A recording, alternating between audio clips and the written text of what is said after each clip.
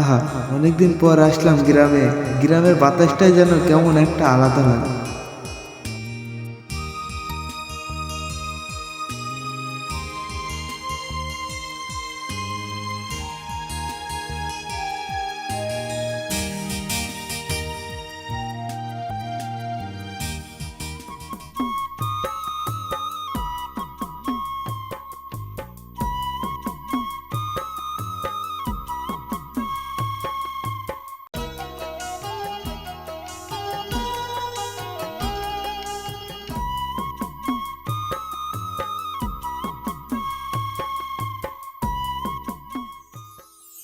আব্বু,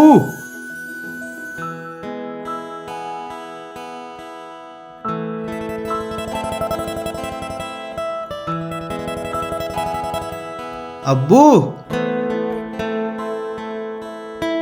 চলে এসেছিস বাপ? পড়াশোনা কেমন হয়েছে? ভালো হয়েছে আব্বু, কিন্তু তোমাদেরকে খুব মিস করতাম। আয় ভেতরে আয়।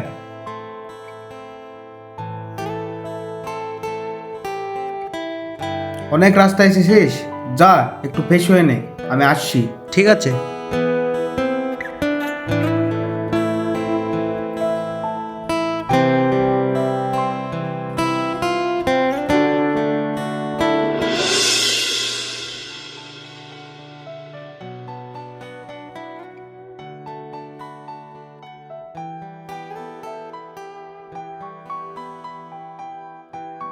সায়ন, ও দাঁড়িপনা আসছে, আজকে বাজারের মেজাজটাই অন্য রকমের হবে। হ্যাঁ।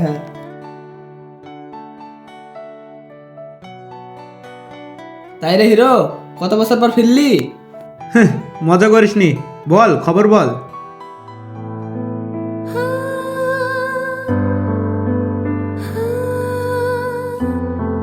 এই আসিফ, ও কে রে? ওই মেয়েটা সুইটি, খুব শান্ত মেয়ে, কারোর দিকে তাকায় না। নিজের মতনই চলে, নিজের মতনই থাকে। ওকে দেখে চোখ সরাতে পারছি না।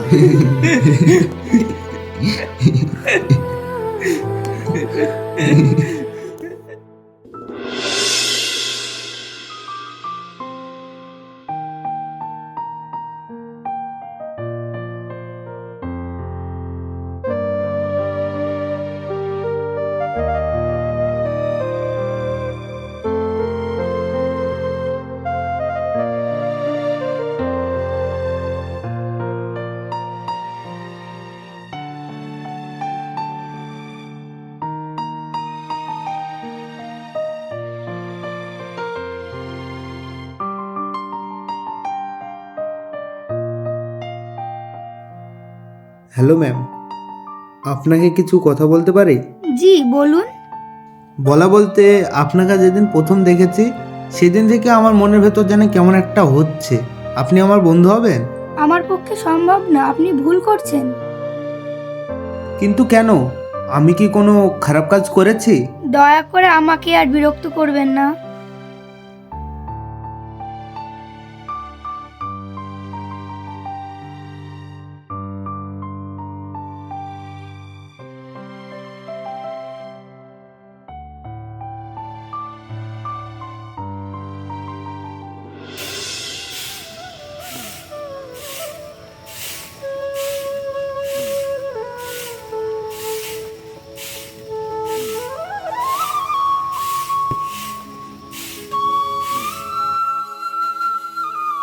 চাচা, এটা কি সুইটির বাড়ি? হ্যাঁ, এটা সুইটির বাড়ি। সুইটি আমার মেয়ে, আমি ওর বাবা। কেন, কিছু হয়েছে? বলা বলতে, সুইটির ব্যাপারে কিছু কথা ছিল তো। কি কথা ছিল বলো বাবা। এখানে বলবো? ভেতরে গেলে ভালো হতো। ঠিক আছে, চলো তাহলে।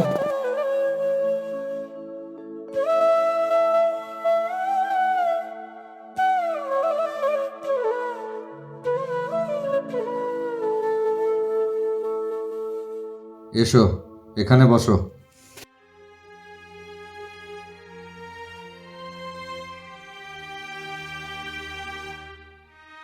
এবার বলো কি হয়েছে। বলা বলতে চাচা, আপনার মেয়েকে আমি পছন্দ করি, কিন্তু ও কেন দূরে সরে যাচ্ছে বুঝতে পারছি না। বাবা, সুইটি অনেক বছর ধরে একটা গুপ্ত রোগে ভুগছে। ডাক্তার বলেছে সুইটি আজ আছে কাল নেই, বেশি দিন আর ও বাঁচবে না। চাচা, তাই বলে ও ভালোবাসা পাবে না? ও কারোর জীবনে বোঝা হতে চায় না, তার জন্য ও কারোর সঙ্গে সম্পর্ক করে না। আমি বোঝা ভাববো না, আমি পাশে থাকতে চাই।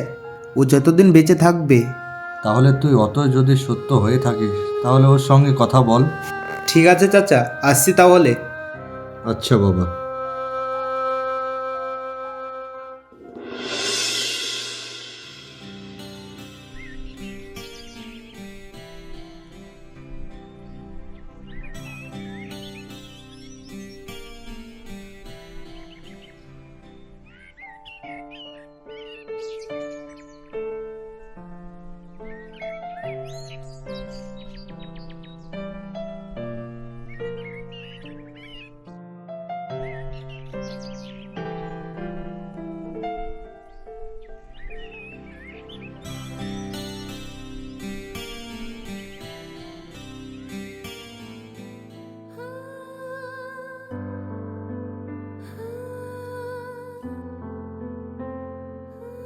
সুইটি, সুইটি, আমি সব জানি তোমার রোগ সম্পর্কে। তুমি জানো? তাহলে দূরে থাকো। আমি আজ আছি, কাল না থাকতেও পারি। এই পৃথিবী ছেড়ে চলে যাব। তুমি না থাকলে আমি কিভাবে দূরে থাকবো? আমি তোমার প্রতিটা দিনকে হাসানোর চেষ্টা করব।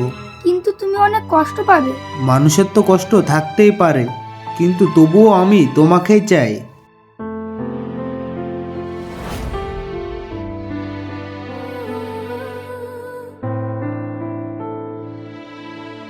তুমি এলে আমার পৃথিবীটা বদলে যায়। তুমি আছো যতদিন, আমি তোমার প্রত্যেকটা দিনকে খুশি করার চেষ্টা করব। আচ্ছা, আমি কি তোমার জন্য বোঝা? তুমি আমার বোঝা না, তুমি আমার হৃদয়।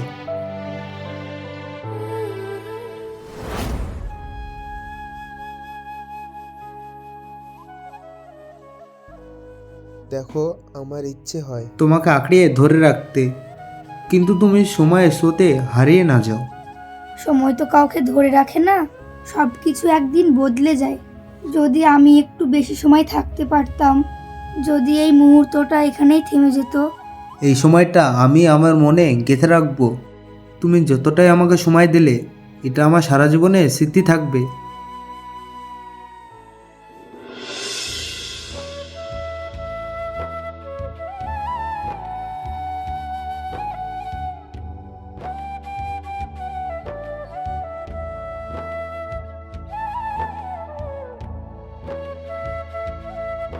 আজ কথা দিতে হবে, আমি চলে গেলে তুমি ভেঙে পড়বে না। এরকম কথা বলো না সুইটি। আমি ভয় পাই তোমাকে একা রেখে যেতে। আমি আছি তোমার পাশে, তুমি যতটা পথ হাঁটতে পারো। আজকের এই মুহূর্ত আমার জীবনের সবচেয়ে সুন্দর সময়।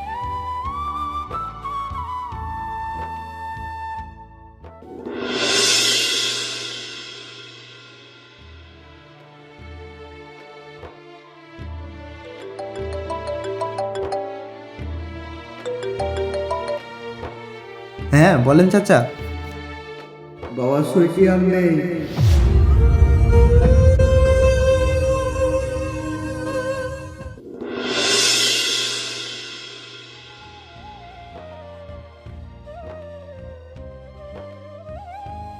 রিপন, বাপ রিপন, রিপন,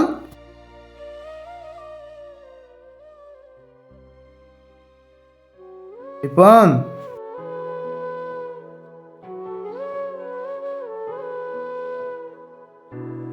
কয়েকদিন ধরে তোকে দেখছি, কথা বলিস না, হাসিস না। রাত হলে আকাশের দিকে তাকিয়ে থাকিস, আর দিন হলে চুপচাপ থাকিস। আমি তোকে জন্ম দিয়েছি বাবা, তোর নিরাপত্তা আমার কাছেই কথা বলে। বল না বাপ, কি হয়েছে তোর? কিছুই না আব্বু। ঠিক আছে, মানুষ তো চুপচাপ থাকতেই পারে, সব কষ্ট কি বলতে হয়? দেখ বাবু, যে কষ্ট মানুষকে চুপচাপ করে দেয় সেটা ছোট কিছু না রিপন। তোর চোখে যা কষ্ট দেখছি, কোনো পরীক্ষারও না, কোনো ঝামেলারও না। এটা কারোর চোখে যাওয়ার কষ্ট, তাই না? যার পৃথিবীতে কষ্ট ছাড়া কিছুই ছিল না বাবা, তার পাশে ছিলাম আমি।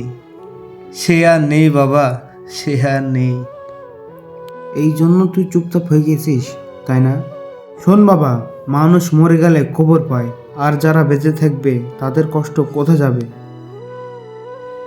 আমি কাউকে বলতে পারিনি আব্বু, ভেবেছিলাম আমি শক্ত হয়ে থাকবো। কাঁদতে পারলে শক্ত হওয়া যায় রিপন। আজ আমার সামনে কাঁদ, বাবার সামনে দুর্বল হলে লজ্জা নেই। কাঁদ রিপন, কাঁদ।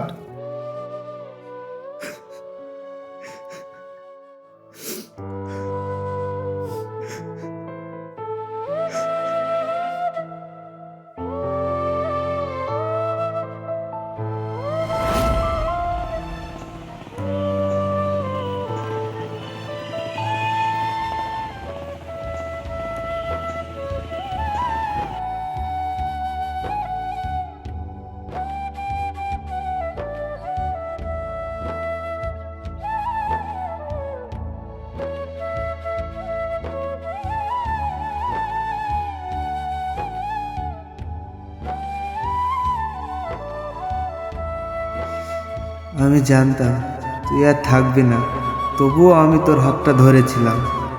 কারণ কিছু মানুষকে জীবনের জন্য নয়, কিছু মানুষকে শেষ হাসিটা দেওয়ার জন্যই ভালোবাসতে হয়।